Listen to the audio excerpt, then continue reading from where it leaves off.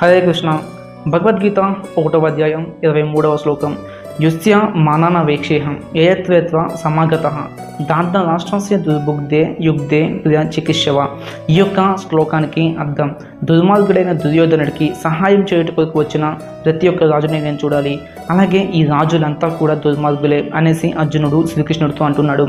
దీని నుంచి మనం నేర్చుకోవాల్సింది ఏంటంటే, మనమే నేరుగా తప్పు చేయాల్సిన అవసరం అనేది లేదు.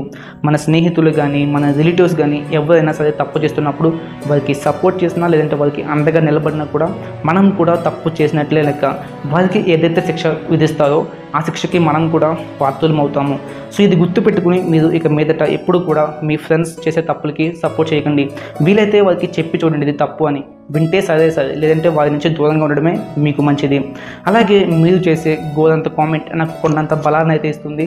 సో కామెంట్ చేయడం మర్చిపోకండి. అలాగే మీ అందరికీ కూడా భీష్మ ఏకాదశి శుభాకాంక్షలు.